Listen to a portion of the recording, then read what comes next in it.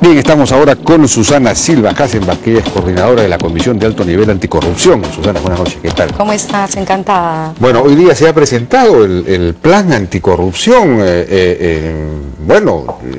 ¿Cuál es la novedad? A ver, bien, para comenzar, han tenido que producirlo. Y la producción ha generado alguna clase de movimiento, digamos, en el sentido de luchar contra la corrupción.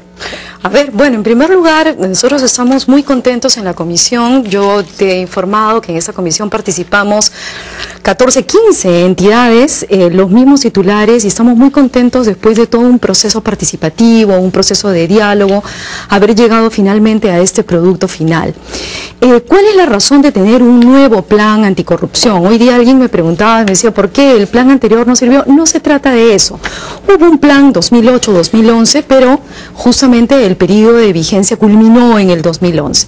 Estábamos en un gobierno nuevo, hay recomendaciones nuevas de parte de los distintos instrumentos internacionales de lucha contra la corrupción, y era necesario plantear un nuevo documento que marcara la visión del Estado respecto de lo que quiere en materia de lucha anticorrupción. Entonces, en ese sentido estamos nosotros muy satisfechos, porque tengo que resaltar que este ha sido un trabajo, como te digo, nuevamente participativo, y ha habido un consenso pleno finalmente para aprobar este plan. ¿Qué cosas nuevas nos trae este plan? En materia de lucha anticorrupción es básicamente las mismas acciones, las mismas estrategias en principio que estaban planteadas desde hace un tiempo desde la INA, inclusive desde la Iniciativa Nacional Anticorrupción. Lo que se pretende el día de hoy es dar prioridad a determinados sectores que, sobre la base de encuestas, sobre la base de reportes de la Defensoría del Pueblo, sobre la base de las estadísticas de la Procuraduría Anticorrupción, hemos determinado que existe la necesidad de dar una mayor prioridad, una mayor atención a estos sectores. Por ejemplo, ¿cuál es? Educación, salud, la Policía Nacional, las municipalidades, el sistema judicial en su conjunto y el sistema penitenciario también. Pero ¿no? eso es casi todo el Estado. Pero eso es casi todo. No. Son lugares donde están muy focalizados ciertas conductas, ciertos comportamientos y ciertas hasta tradiciones, diría yo, al interior de estas entidades, en las cuales tenemos que romper los esquemas. ¿No? ¿Cómo van a hacer? Bueno, yo quiero mencionarte una cosa, Jaime. Lo que nosotros estamos planteando aquí son grandes líneas estratégicas que se tienen sobre la base de 5 objetivos específicos, pero lo que pretendemos nosotros es que, como parte de esas líneas estratégicas, cada institución elabore su propio diagnóstico de dónde están los principales problemas de corrupción en sus respectivas entidades, y planteen acciones específicas puntuales que tienen que tener un correlato presupuestal. Dos cosas. Primero, ¿por qué el correlato presupuestal? Lamentablemente, en otros planes anteriormente, el hecho de que no se incorporaran en los planes operativos institucionales hizo que al final las acciones, que podían ser muy rescatables, muy saludables, muy buenas y positivas, finalmente no se implementaron en las entidades porque no había el presupuesto para hacerlo. Hoy día lo que estamos en todo. O sea, hay ¿qué tipo de gastos necesita la lucha contra la corrupción? Por ejemplo, temas de capacitación, por ejemplo, implementación de las oficinas, o no las oficinas, de todo el sistema de control interno, elaboración de mapas de riesgo al interior de las entidades, mapas de riesgo de corrupción. Riesgos de corrupción. En una determinada entidad se puede saber, por ejemplo, donde hay mayores problemas, si es en el ámbito de la contratación, si es en el ámbito de la atención al público, por ejemplo. Entonces, cada entidad conoce mejor que nadie su propio sector. Entonces, en el sector transporte tendrán que hacer eso, en el sector educación tienen que también hacer lo mismo. Pero permíteme, lo importante aquí es que tiene que haber un correlato presupuestal. Sin eso no hacemos absolutamente nada. Pero, por ejemplo, en el Poder Judicial, comentaba al comienzo del programa, van a conseguir probablemente los jueces del Congreso esta ley que les nivela, y entonces ya un juez de primera instancia va a ganar como 15.000 soles, 16.000 soles, pero el auxiliar jurisdiccional, que es el que realmente trabaja, el que elabora los proyectos de sentencia y todo, está en 1.500, la brecha, de 1.500 soles a 16.000 soles, ¿no?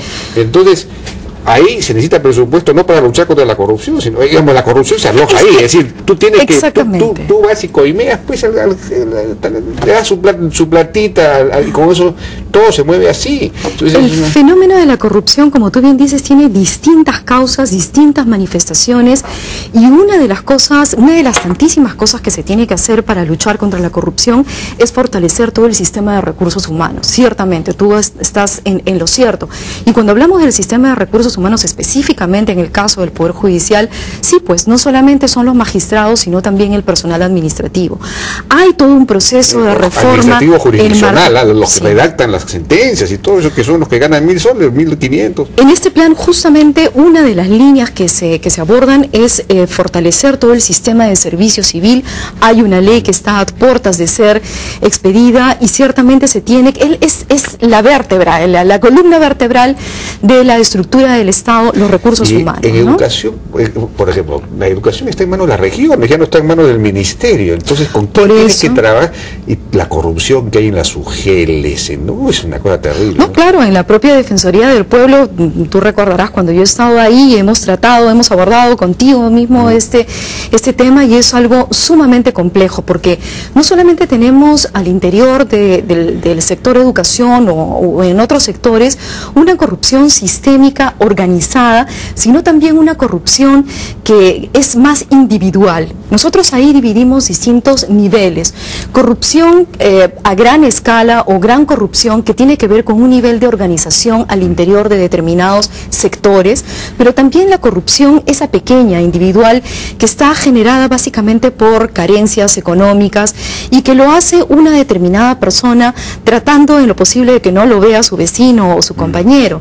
Entonces hay que identificar, y eso lo tienen que hacer los propios sectores. Nosotros, a partir de, tú me preguntarás seguramente, ¿qué cosa es lo que viene después de este plan? Y ciertamente algo que nosotros planteamos es elaborar guías para la elaboración, valga la redundancia, de líneas estratégicas, acciones específicas que tienen que desarrollar cada sector, con, nuevamente, como ya lo he dicho, su correlato presupuestal, porque eso es fundamental. Y ahí vamos a prestar apoyo técnico, estamos trabajando con la cooperación, afortunadamente confían bastante en el trabajo articulado que venimos haciendo. Para el tema judicial yo tendría una recomendación, que ya la he hecho varias veces.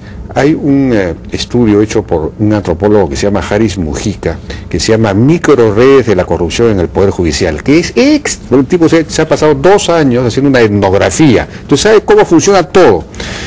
El problema es que está redactado de una manera demasiado elaborada, enrevesada, técnica. Entonces habría que simplificar y reducir ese texto y dárselo y hacer talleres en el Poder Judicial con los jueces, que se vean en ese espejo y a partir de esa lectura empiezan a discutir qué tendrían que hacer.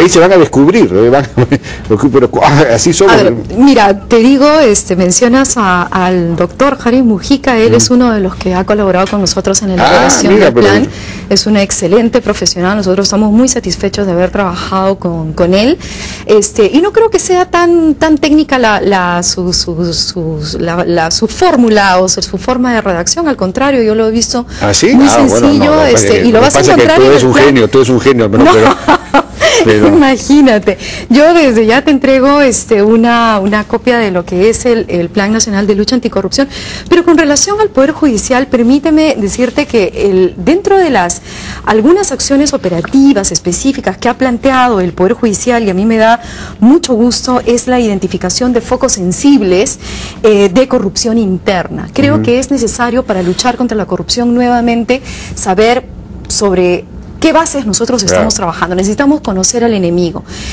Y en el caso del Poder Judicial, por eso es indispensable conocer exactamente cuáles son los focos, dónde están, qué formas tienen.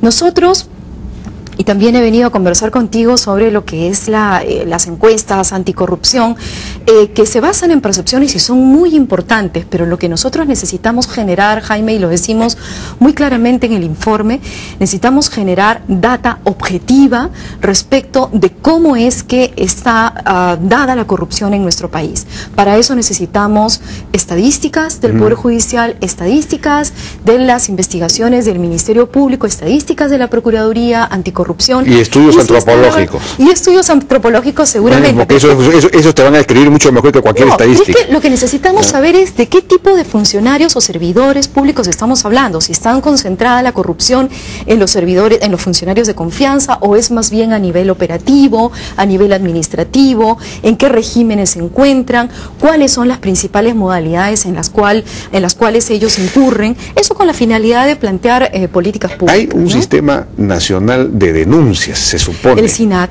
efectivamente. Pero eso funciona, no funciona. Es un proceso. La Contraloría General de la República, que ahora participa también, y es un tema muy importante para nosotros que esté incorporado también en la CAN como invitado y como observador, ha implementado el Sistema Nacional de Denuncias. Fíjate, y también lo hemos conversado contigo, que el tema de las denuncias es quizás uno de los temas más sensibles cuando hablamos de la corrupción. El 53% de la ciudadanía manifiesta no conocer cuáles son los mecanismos de denuncia que existen en la administración pública. Eso habría que propagandizarlo. Pero claro que sí, pero es que no es tan fácil si es que nosotros vemos cuán dispersos están los mecanismos. Nosotros tenemos que en el Poder Judicial existe un sistema bastante claro que es OCMA o DECMAS, y sabemos que funciona. A nivel del Ministerio Público también, yo ahora ¿no? me di el trabajo de entrar a la página web del Poder Judicial y para mi sorpresa, sí hay claramente uno sabe dónde denunciar en la gracias a en la OCMA, ¿no? Que hay un botón para apretar quejas, le llaman quejas a las denuncias, ¿por qué no llaman denuncias de frente? Pero y hay otro tema también conceptual que estamos nosotros trabajando, pero sí, ciertamente, a nivel del Poder Judicial esto está bastante claro. Pero en otros ministerios no, ahí viene el problema. Nada, no sé. Ahí viene el tema. En el caso del Poder Ejecutivo, lamentablemente de los 19 ministerios que tenemos, hay distintas modalidades de presentación y formulación de quejas y denuncias. Entonces, en esa línea nosotros estamos trabajando en un proceso de estandarización de denuncias, de mecanismos de denuncia, que lo tenemos que trabajar de la mano con la Contraloría General de la República, porque ellos ya tienen implementado este sistema interesante de atención de denuncias. Tenemos que ver cómo articulamos. El tema sencillo es facilitar al ciudadano la presentación y la formulación de denuncias, y no es que no, aquí en mi institución se hace de esta manera y luego vas a otra institución y te dicen esta es de otra. Entonces, lo que tenemos que hacer es facilitarle al ciudadano acudir a la administración pública a presentar su reclamo, a presentar su denuncia. Ahora, la solución de fondo debería ser estructural, ¿no? Digamos, necesitamos un Estado mucho más simple, habría que simplificar los procedimientos, no desregular, no tanta regulación. Cuando estableces una regulación, un reglamento, algo, entonces tú ya tienes que entrar, tienes que coimear para que te aprueben la licencia, para que te aprueben. Ese es el problema, ¿no? Es parte del proceso también. Te comento que lo debes haber visto en los medios de comunicación, que hace una semana la Presidencia del Consejo de Ministros ha aprobado ya la estrategia de modernización que supone, entre varias cosas, todo un proceso de regulación burocrática.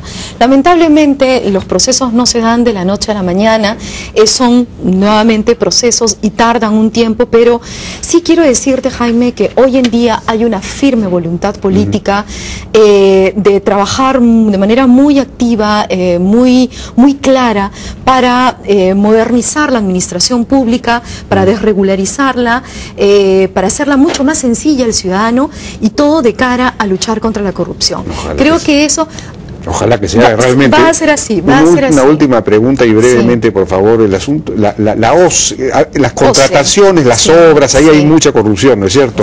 La famosa OCE, eso no se iba a reestructurar, todo el sistema, no sé. Hay varias propuestas de modernización, de avances en el OCE.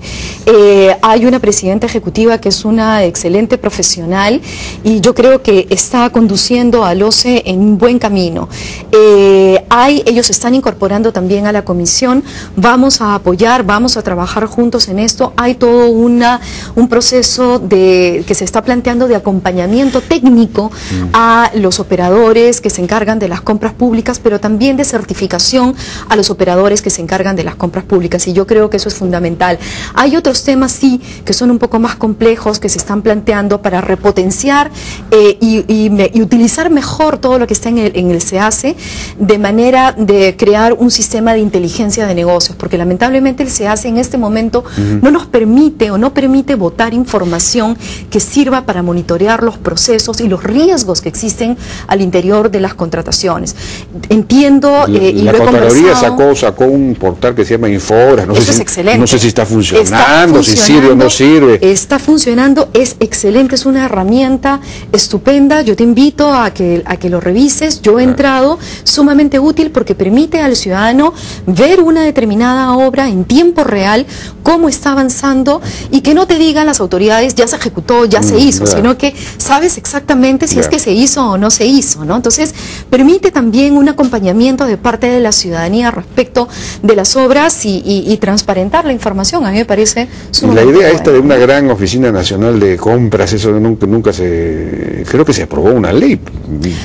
Bueno, ahorita lo que funciona es el organismo supervisor de compras del Estado. Están trabajando en potenciar, en mejorar algunas herramientas que tienen. Yo creo que vamos en buen camino. Bien, Susana Silva Hasselman, muchísimas gracias. Encantada. Vamos, suerte en esta, digamos, difícil tarea. En esta titánica tarea de luchar contra la corrupción, la gran luchadora contra la corrupción. Entonces, muchas gracias. Muchas gracias a ti, gracias. Vamos a una pausa, regresamos con un informe sobre Gambetta, sobre los retrasos tremendos en el acceso en la avenida Gambetta, perjudicando por supuesto el comercio internacional. Regresamos.